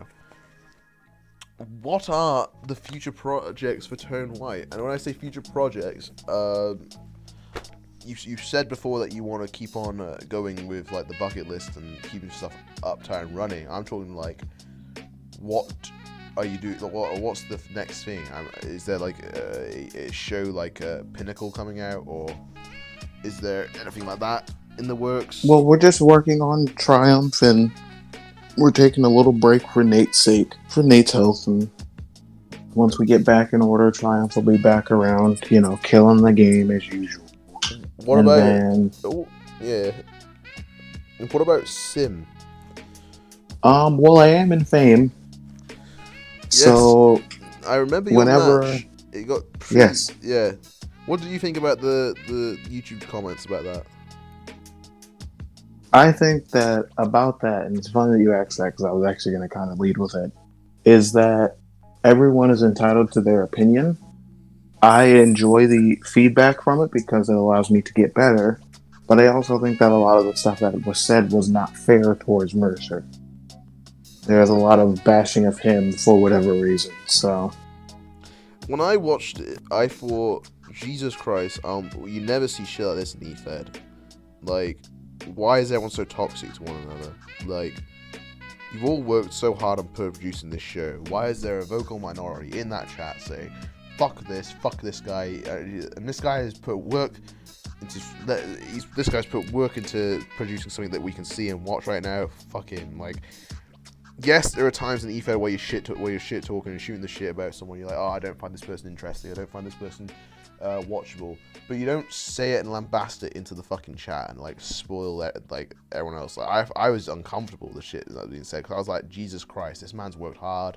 I think all of you worked hard for it and all that. Like, and to be like booed, or like you were not booed, as it wasn't like heel heat. You were just getting like shit on for like being shit on purpose. And like the thing I noticed was that it was all directed towards him. There wasn't one of those comments that was directed towards me. It was all directed towards him because they have an issue with him. Just sucks, man. It sucks. I feel bad for all that shit. I don't know like why. I don't know what's the fucking reasoning, but I just thought like people worked hard to produce something for you.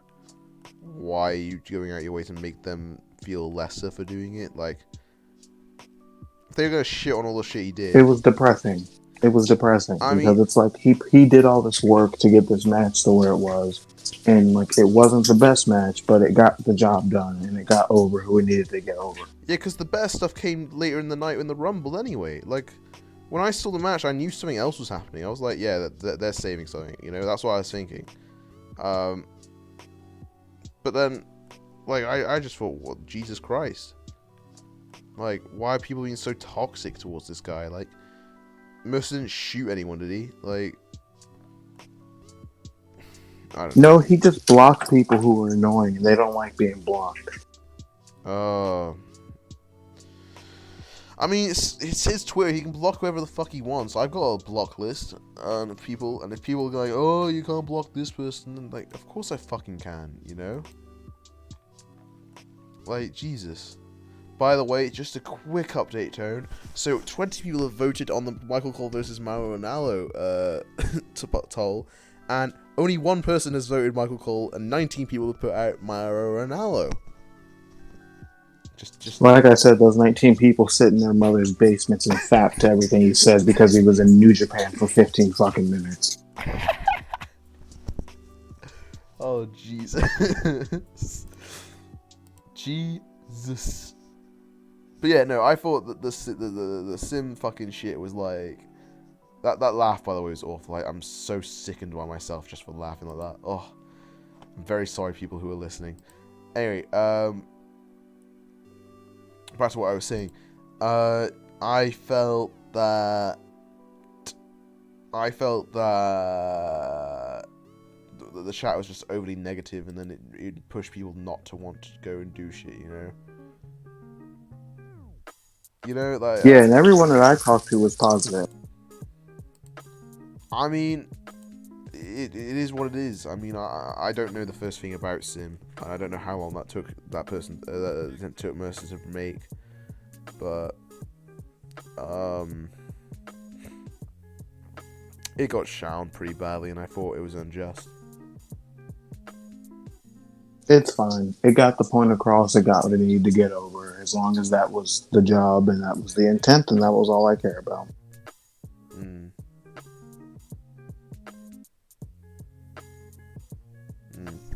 Well, yeah, I mean... that's about it. It put me off of Sim. It really did. I just not into it, you know. I just thought that was, like, a very mean... And it will do that from time to time. Like, you sit there and you see that people who you know and like are being kind of crapped on because of a match, and people are essentially being personal attacked and being called a Trump supporter in the chat because the person doesn't like that they got blocked. It's crazy. So it's whatever at this point. Yeah. I mean, as long as is Mercer still planning to do Sim, or has he stopped doing Sim because of it? As far as I know, he's still going to do it. Oh no. Well, I wish him good luck in it. I mean, I wish him good luck in it. Okay. Jesus Christ, something just popped on my fucking screen. That scared me. Anyway, quick thing now, just before we get onto word association, and that is tone. What are your dream matches? Because I know you said that you got people you want to face. Dream matches wise, you've probably had all the dream matches you've ever wanted. But like, what dream matches do you have now? Like, I don't have any in particular. I mean, like you said, I've kind of faced everyone that I've wanted to face. So now I just want to see who wants to face me.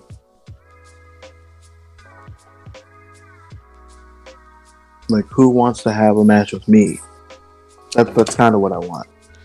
Yeah, it was something to do with I know Jordan Brooks and you wanted to face, wasn't it? That's the only example I can think I've of. said it outwardly that if I'm holding the belt, then I won't be able to face him. But that my original plan for Worlds Collide was to face him. What about a dream because match? I think me and him could work? work GUSA title. For the GUSA title. Yeah.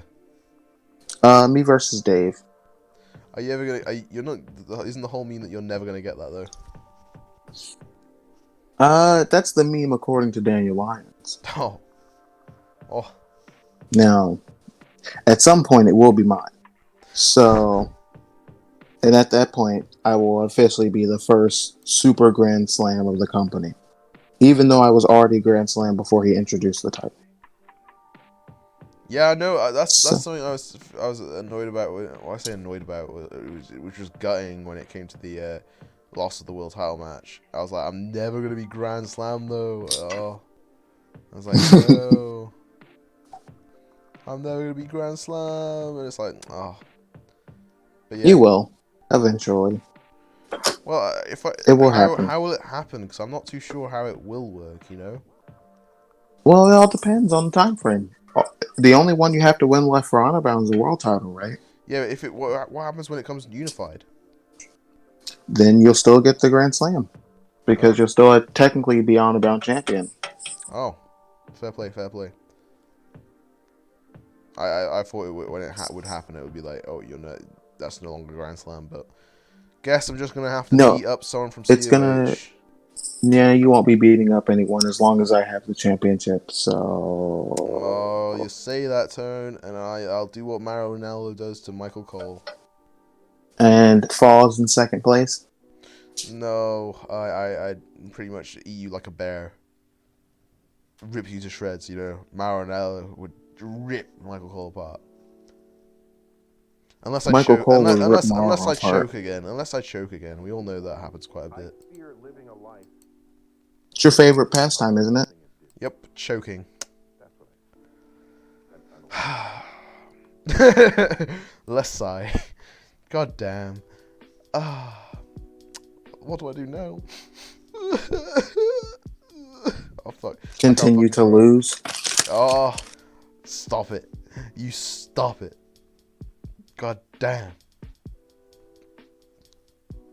Oh. I mean, it's what you're good at. Oh, nah. Don't be like that. It is the knowledge that I'm going to die. Well, then be good at winning, too. But I'm great at winning. When you can win.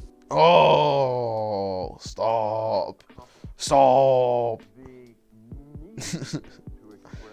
See, ladies and gentlemen, this is what happens when Tony and I get into a call. He just sits and bullies me for around an hour. It's not completely true. It's more like 2 hours of bullying. Oh. Jesus Christ. Jesus. And I wouldn't call it bullying. I am just razzing you. Is that what the hip kids say these days? Razzing? I don't know. Razzing. Nah. You need to put your British accent on and just be like, just having a bit of banter.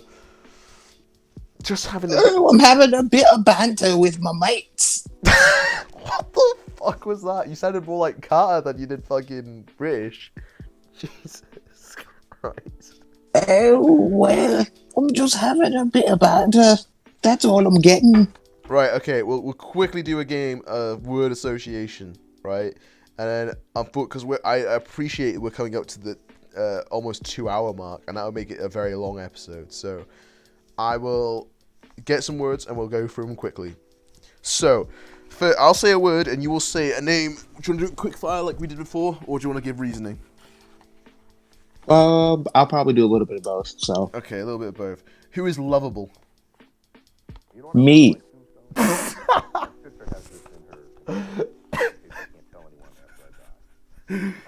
Who is lovable? I'm kidding. Swift. There you go. There you go. Who is Ooh, do you wanna do negative words or just keep it positive? I don't care. We do whatever works. Who's naughty? You. Oh, why? Why am I naughty, Tone? You have your moments. You know what I'm talking about. You have your moments. What do you mean? I'm not naughty. You have your moments.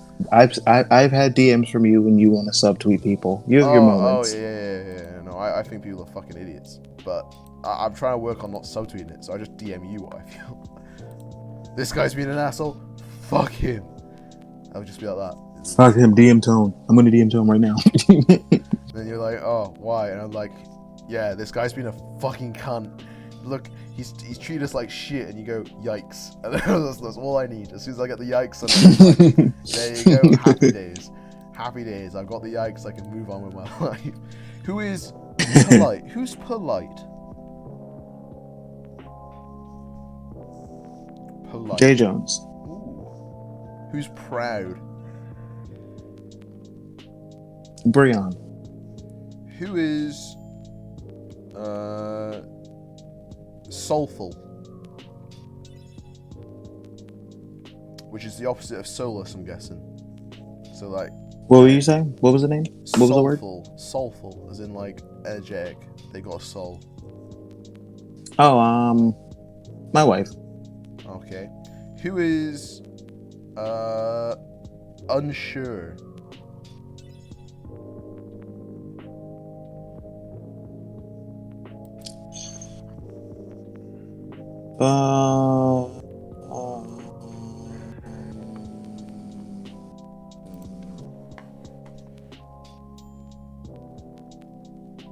Bjorn. Bjorn? I've Yes. not heard a thing from him. You know what I mean? Yeah, that's what I said. I'm just kind of unsure. I kind of wanted to work with him, but he's not done like nothing. And I was like, huh? Who is zealous? He posts on Twitter every once in a while. But what was that next word?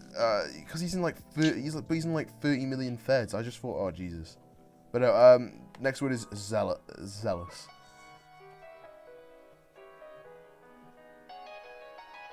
Lions. Lions. Ooh. Who is? I was gonna say problematic, but we all know who that is. Builder. No. Who is? He is in the problematic Hall of Fame. Who is thoughtful? Bill. Yes, I can agree. Who is pleasant? Richards. Who is keen? Did you say who was cute? Keen, as in like they're keen to get in and do it. Oh, Windsor. Who is consistent? What was the word? Consistent. Like consistency. Bill. Yeah. Who is helpful? You say helpful, right? Yeah, helpful.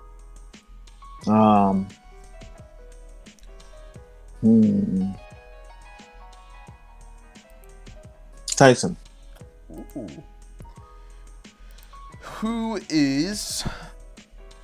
I said powerful, haven't I? Who is imaginative? Swift again.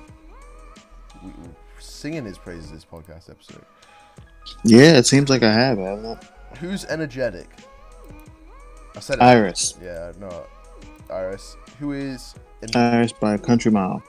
Who is direct? They get the point in and they go in.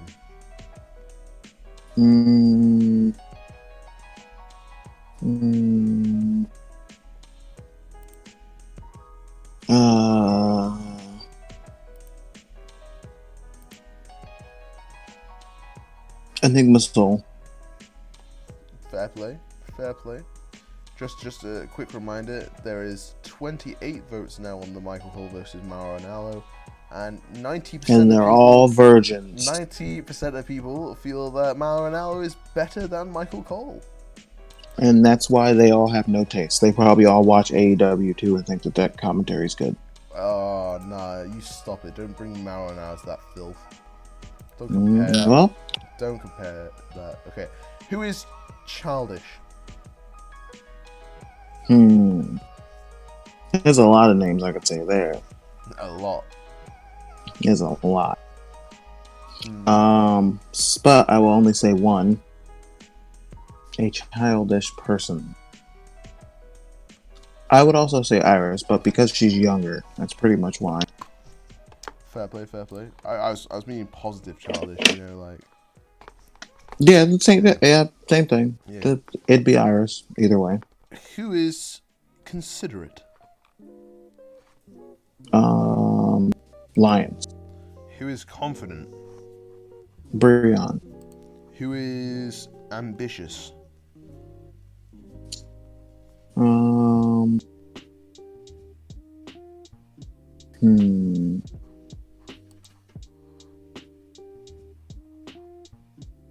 Ambitious. You. Oh, thank you. Is there any particular reason why, or is it just ambitious Townsend? It's no, because you're always working to. You are always working to get the next best thing. Yeah. Like to just work towards that goal. All right. Yeah. Cheers. That was nice. Thank you. Who is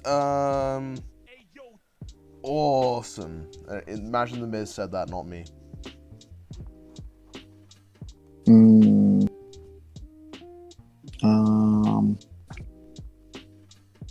Mercer. Who is who is delightful?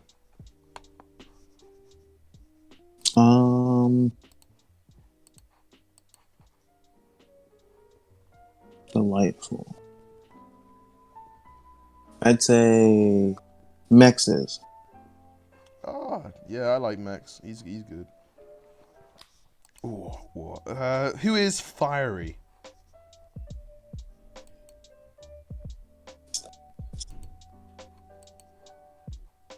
Yeah, so Mex. Who is fiery? Mex again for fiery?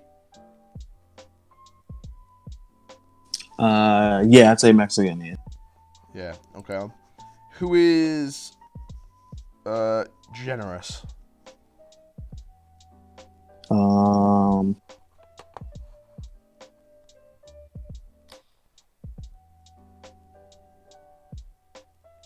I'll say Tyson again. Okay. We'll do one last one. Who is? Okay. Who is? Oh, I gotta find a big word for this. Who is?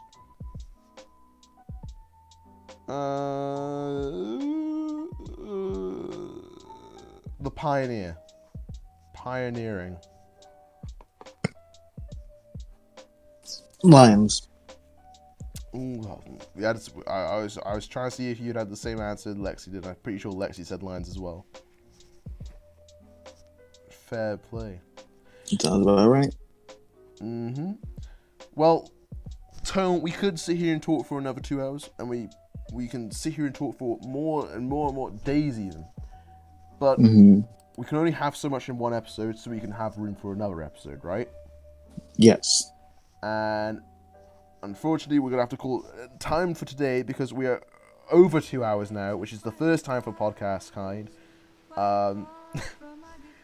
Spending almost half an hour arguing over who's better, Michael Cole and Mauro Ranallo, when we all know it's Mauro Ranallo. Michael Cole. Mauro Ranallo. You know what? I'm not dealing with this. So you have a good rest of your day. I'm taking over your goddamn podcast. You have a good rest of your day. And thank all of you for watching this podcast and listening to it.